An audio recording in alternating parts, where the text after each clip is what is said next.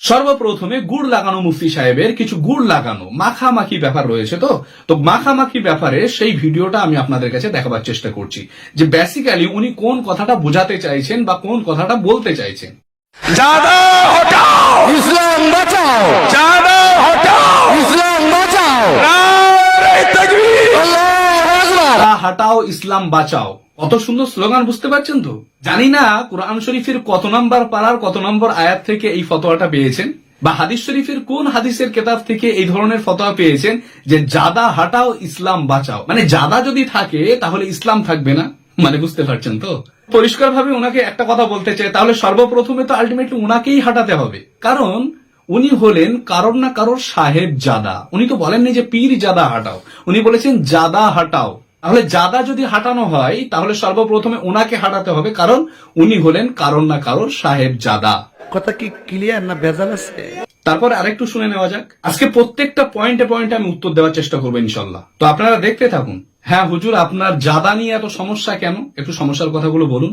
All India सुन्नतुल जमात জিন্দাবাদ, मगरिबी बंगाल अंजुमान ओवैसी জিন্দাবাদ, हदियतुल कुबरा बालिका मदरसा জিন্দাবাদ। এইগুলো জিন্দাবাদ দিয়ে আপনারা ইসলামের মধ্যে থাকতে পারবেন, এগুলো জিন্দাবাদ না দিলে আপনারা ইসলামের মধ্যে থাকতে পারবেন না। মোটামুটি শরীরে একটা ভাব আইছে না? আরো শুনবো, পুরোটাই ওয়াচ করবো ইনশাল্লাহ। ले এই আজকে কত তারিখ বাংলা 29, তার মানে 27 দিন হলো। আমার একটা কথা নেই, ওরগার বলার কিছু নেই, একটা দিলুম কালকেতে লাগাবার।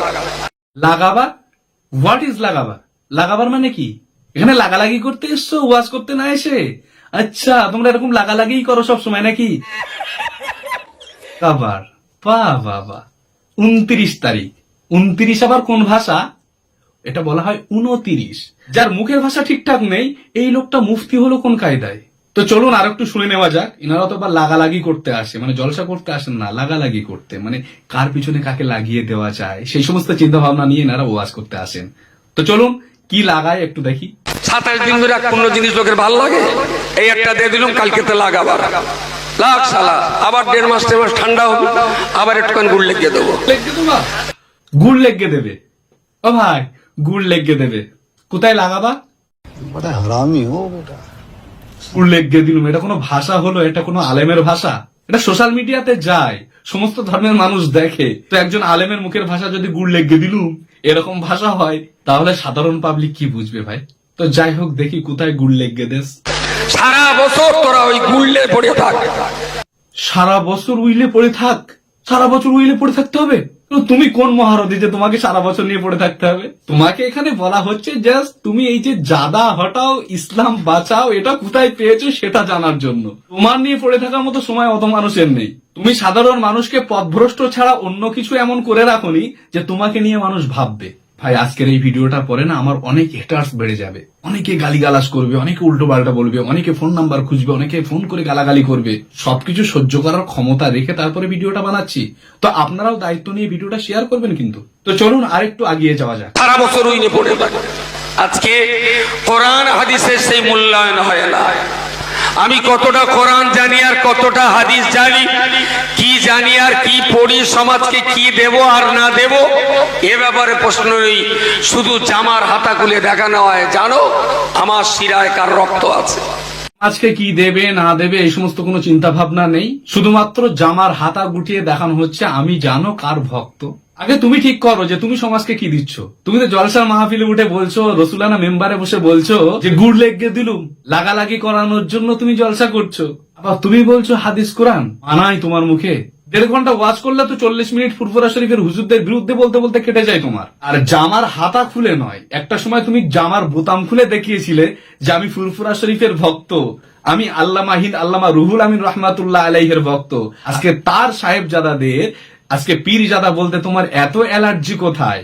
কারণ ওনাদের নামের শেষে যতদিন পর্যন্ত পীরজাদা থাকবে তোমাদের এই ধরনের ব্যবসা চলবে না, এটা তোমরা বুঝে গেছো। যার কারণে এখন বলছো যে জাদা হাটাও ইসলাম বাঁচাও। আমরা বুঝি না নাকি? সব বুঝি। আসল উদ্দেশ্য হলো এটাই, মাঝে মাঝে দেখবেন সুন্দর গাছে সুন্দর করে বিভিন্ন ধরনের কীট পতঙ্গ তারা বসে, সুন্দরভাবে ডালি সাজিয়ে সেই সমস্ত গাছগুলোকে কুরে কুরে কুরে কুরে সেই সমস্ত গাছগুলোকে নষ্ট করে দেওয়া চিন্তা ভাবনা। ঠিক অনুরূপ ভাবে এনাদের চিন্তা ভাবনা এরকমই, সুন্দরভাবে গায়ে লম্বা জুব্বা পরবে, মাথায় গোল টুপি দেবে, সুন্দর করে হাজি রুমাল মুড়ে দেবে, সুন্দরভাবে দাঁড়িয়ে নবী পাককে সালাম দেবে, সমস্ত কিছু করবে, আখেরি জোহর সম্পর্কে বলবে, আজানের পরে হাত উঠাবে, সব করবে। করার শেষেতে দেখতে পাবেন আস্তে আস্তে কুরে কুরে কুরে কুরে কখনো বা বসিরহাট দরবার শরীফটাকে কেওড়াতলা বলে উপাধি দেবে, আবার কখনো দেখবেন ফুরফুরা দরবার শরীফের হুজুর কেবলাদের নামের শেষে পীর জাদা, এই জাদা হাটাও স্লোগান দিয়ে মানুষকে উত্তপ্ত করবে। ভাই মুজাদ্দেদুজ্জামান দাদা হুজুর পীর কেবলা রহমাতুল্লাহ আলাইহি তিনি জামানার মুজাদ্দেদ ছিলেন। এবার তিনি জামানার মুজাদ্দেদ হওয়ার পরে যখন তানার আহলে বায়াত যখন দুনিয়াতে আসলেন, বড় হুজুর, মেজলা হুজুর, সেজলা হুজুর, নওয়া হুজুর, ছোট হুজুর পীর কেবলা রহমাতুল্লাহ আলাইহি, তানারা যখন দুনিয়াতে এসেছিলেন সর্বপ্রথমে তানাদের নামের উপাধি ছিল কিন্তু পীরজাদা। তাহলে আলটিমেটলি ইনি যে কথাটা বলছেন, তাহলে পাঁচ হুজুর পীর কেবলা রহমাতুল্লাহ আলাইহির দিকে আঙুল তোলা হচ্ছে না?